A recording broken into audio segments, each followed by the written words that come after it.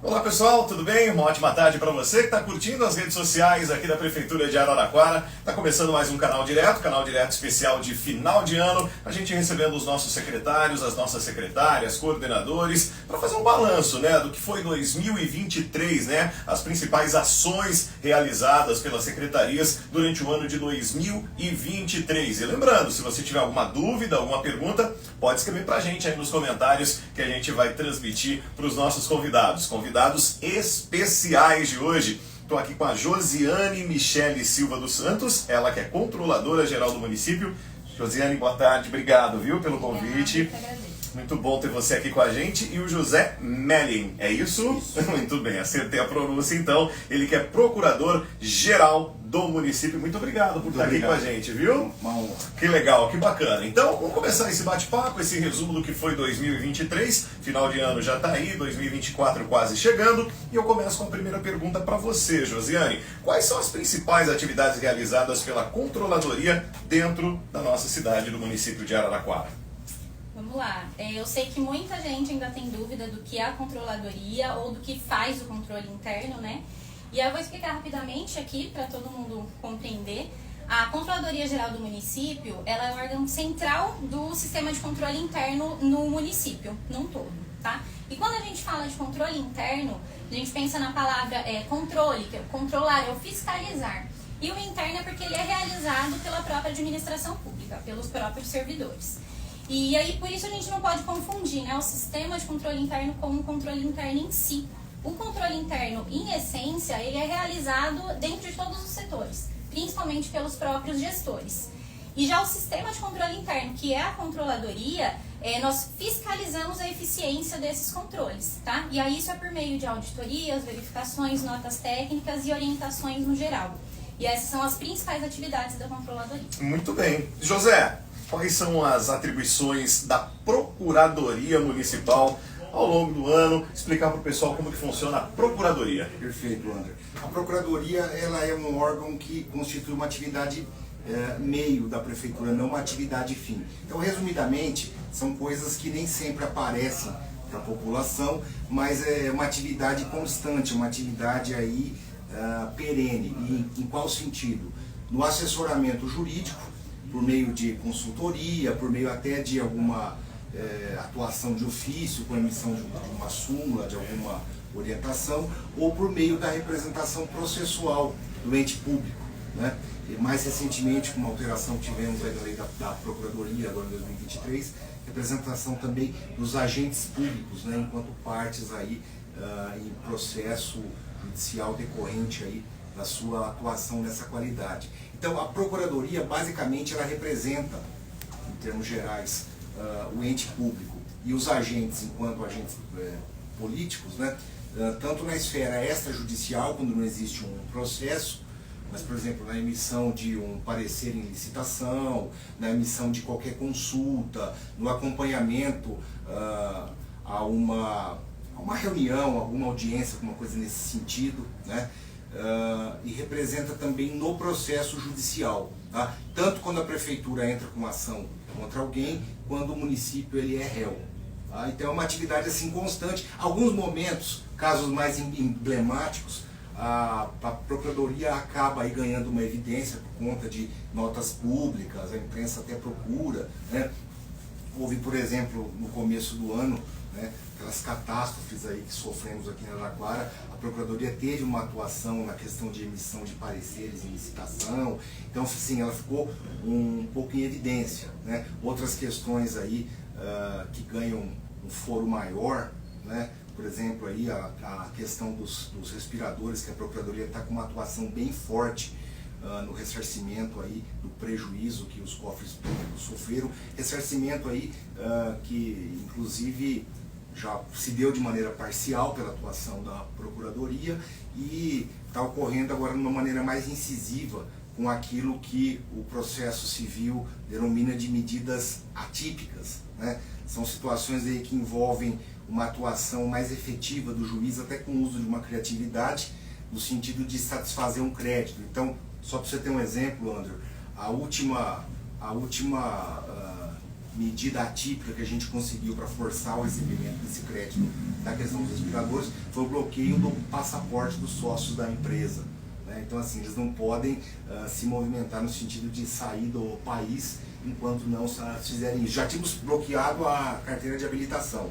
Não resolveu, partimos agora para o passaporte e vamos aí tomar outras medidas possíveis. Mas basicamente é uma atividade de um advogado, do ente público e dos agentes públicos nessa qualidade. Muito bem, tanto a Procuradoria quanto a Controladoria exerce um papel muito importante no nosso município. Muitas vezes quem está em casa acaba não tendo tanta evidência, né? Mas não, internamente bem requisitado. Exatamente, é isso que eu ia falar, o trabalho não para. E por falar em o trabalho não para, Josiane, em números, você poderia fazer um balanço geral para a gente? Quantas ações foram desenvolvidas aí pela Controladoria, também o José pela Procuradoria? O que dá para passar para a gente? Como que foi aí 2023?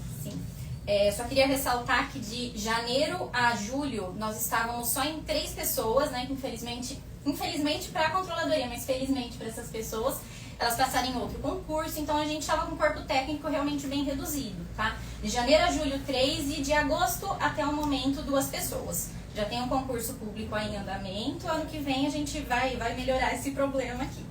E aí então, para trazer essas informações, como eu falei para vocês, a gente trabalha com as auditorias, orientações, verificações. E aí, além disso, a gente tem o nosso plano anual, tá? Que aí lá a gente faz o planejamento de todas as atividades da Controladoria. E aí, além disso, também tem as demandas externas, né? Seja dentro da própria administração, que solicita, ou o Ministério Público, o Tribunal de Contas. Então, são diversas solicitações. E aí, para trazer em números, relatório de controle interno, que é uma obrigação da Controladoria, a gente emite quadrimestralmente, tá? Então, no ano 3, verificação do terceiro setor também é obrigação, elaboração da análise das horas extras realizadas pelo município, a gente faz isso mensalmente. O relatório de horas, que a gente analisa realmente a efetividade dessas horas realizadas, tá? E aí esse relatório a gente emite 3 vezes ao ano, encaminha para os secretários responsáveis. Verificação dos requisitos fiscais, que eles são os requisitos que eles são importantes para a gente conseguir verificar a legalidade para receber transferências, tá? Federais e estaduais. Auditoria de acesso à informação, ela está em andamento, essa auditoria. Verificação da conformidade do CIAFIC. O CIAFIC é o nosso sistema contábil de planejamento. Teve um decreto federal que saiu em 2020, que aí trouxe essa obrigação para os municípios de terem um único sistema, tanto para o executivo quanto para o legislativo. E executivo eu falo administração direta e indireta, tá? E aí então a gente também fez essa análise da conformidade, né, da efetividade desses sistemas. A implementação da lei de licitações também, que a partir do ano que vem vai se tornar obrigatória para o município. E treinamentos realizados pela Controladoria. A gente já executou um e agora, essa semana ainda tem outro, e ele é referente à LGPD. Quem não sabe, né, a LGPD, que é a Lei Geral de Proteção de Dados, a Controladoria, ela coordena a implementação da Lei Geral de Proteção de Dados no município. Vamos lá, de demandas externas. Mais 3 auditorias, 2 verificações, um estudo técnico. E tudo isso, como eu falei, realizado por pouquíssimas pessoas, né? Então, assim, são muitas atividades e se tudo der certo, ano que vem a gente vai ter mais pessoal aí para trabalhar junto. Muito bem. José, a gente não consegue trazer números, mas dá para falar que foi um ano de muito trabalho, não é? Foi. Os números, em geral, eles estão no portal da transparência, né? Mas, assim, um número que causa impacto é a questão de arrecadação fiscal. Tá? Vamos chegar aí no final do ano mais ou menos com 120 mil processos de execução fiscal e uma arrecadação de aproximadamente 33 milhões de reais. Tá? Outros números estão lá na transparência. Legal, o pessoal tem acesso. O pessoal tem acesso. Bom, o que aconteceu na Procuradoria-Geral do Município em 2023? Houve a nomeação do novo Procurador-Geral, eu fui empossado em 18 de abril deste ano. No passado eu já ocupei um cargo semelhante, eu fui secretário de Negócios Jurídicos, também do prefeito Edinho no segundo mandato dele, né? aí acabei prestando o concurso para procurador do município, onde estou aí há praticamente 17 anos, e agora então retorno aí a essa função honrosa aí que me foi confiada. Então, a Procuradoria teve em abril a nomeação do novo Procurador-Geral. Houve duas alterações na estrutura da Procuradoria, que foi a ampliação, porque assim, nós temos subprocuradorias, né, que é o segundo escalão, por assim dizer, da Procuradoria, equivale aí a gerências. Então nós temos uma subprocuradoria de contencioso, que é para processos cíveis que não sejam nem trabalhistas e nem tributários. Temos uma subprocuradoria de assuntos administrativos, uma subprocuradoria de assuntos estratégicos, que essa é a nova, tá certo? Essa então foi uma novidade, que é para questões mais delicadas que demandam um tempo maior de pesquisa e de estudo. Então são aquelas questões mais assim cirúrgicas, por assim dizer. Então essa foi criada e ela atua em todas, tá? Então ela trata do assunto do tema ligado à competência de qualquer uma das outras subs. Temos a subprocuradoria fiscal, que cuida dessa parte aí de dívida ativa, de arrecadação fiscal. E a procuradoria, que era trabalhista, ela foi ampliada. O nome dela hoje é Subprocuradoria Geral de Assuntos Funcionais, né? Até mesmo por conta da questão dessa transição que estamos passando de regime seletista para regime estatutário. Então a competência acaba se ampliando, ela mudou o nome, teve uma mudança interna e está caminhando. Então aconteceu isso. Foi aberto concurso para procurador do município, também para analista, que é uma espécie de assessor direto do procurador. Eu acredito que agora em dezembro já sejam aí divulgados e homologados os resultados finais, né? Logo aí está chamando mais gente para integrar a carreira. Outra coisa interessante, não foi diretamente a Procuradoria, mas foi a Secretaria de Justiça, Modernização e Relações Institucionais, que acabou tomando a frente para uma nova composição do chamado Conselho de Ética do Poder Executivo de Araraquara, e eu participo desse conselho representando então o Executivo. Então tem a Procuradoria representando aí o Executivo no Conselho de Ética, que vai aí reformular algumas normas, sugerir algumas medidas e ter uma atuação constante, né, até um diálogo com a população nesse sentido.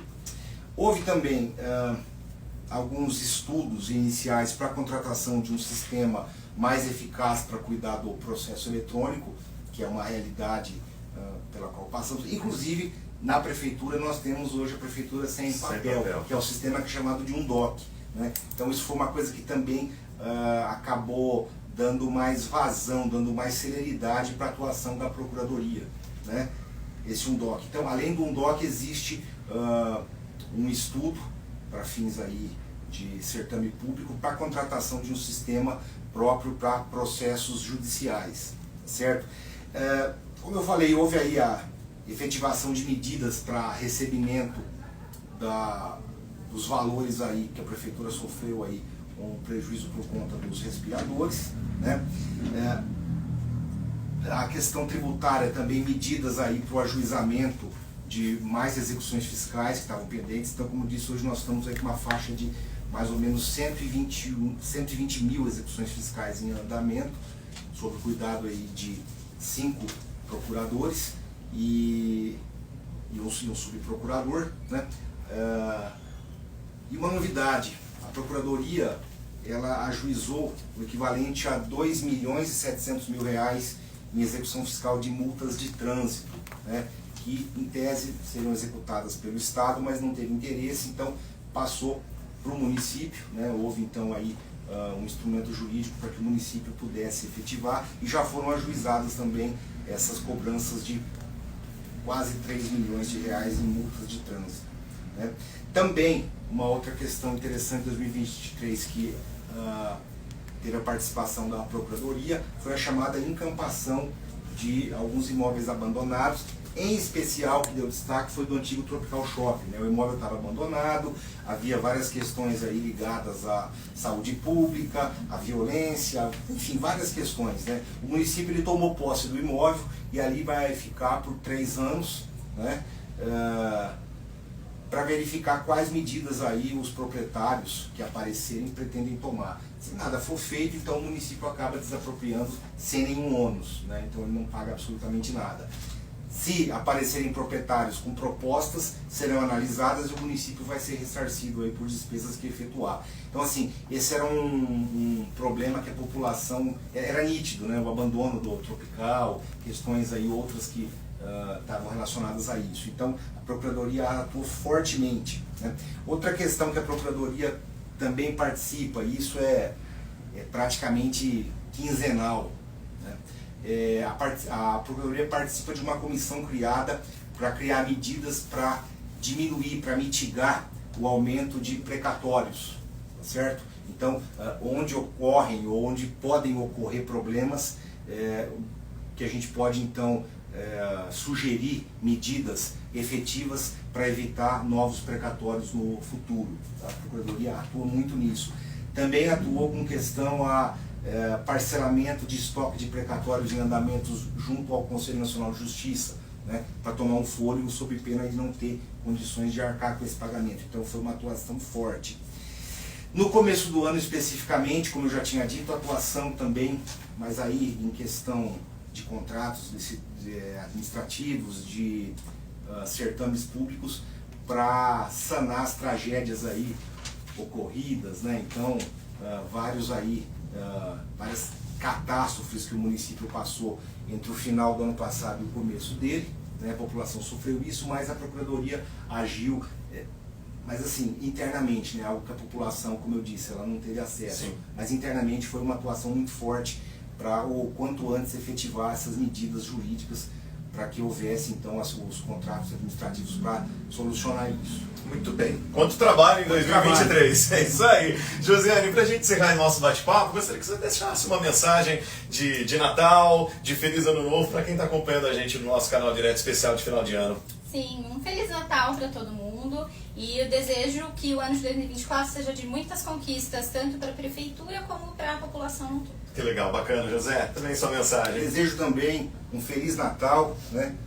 Dentro aí de um espírito humanitário, um espírito cristão, ainda para aquele que não adote essa religião, mas sabe do que eu estou falando, né? Que tenha então um pensamento fraterno, uma empatia aí com o próximo, né? E um 2024 aí repleto aí de coisas boas e que nós consigamos aí na nossa função aí de gestores públicos, né, de entregar o resultado esperado pela população e por quem nos confiou essa missão, que no caso é o prefeito Edinho Silva. Que legal, que bacana. José, Josiane, muito obrigado pela presença, parabéns pelo trabalho de vocês, trabalho esse que muitas vezes não é tão divulgado, amplamente divulgado, mas estão aí trabalhando de uma maneira, como você disse, no começo do ano, de uma maneira ágil, rápida, né, para poder sanar grandes problemas aí para a nossa cidade. Então, parabéns, desejo um 2024 de muitas conquistas para vocês, de muita saúde, também de muito trabalho, né? Amém. É isso aí, batemos um papo com a Josiane. A Josiane é controladora geral do município e o José Melling, que é procurador geral do município. Lembrando que o nosso canal direto fica disponível nas nossas redes sociais e também está disponível nos principais tocadores de podcast. Lembrando que amanhã a gente tem mais uma convidada especial. Amanhã, quarta-feira, entrevista com a Jaqueline Pereira Barbosa, secretária de Assistência e Desenvolvimento Social, a partir do 12:30, aqui no nosso canal direto especial de final de ano. Até amanhã. Tchau, gente.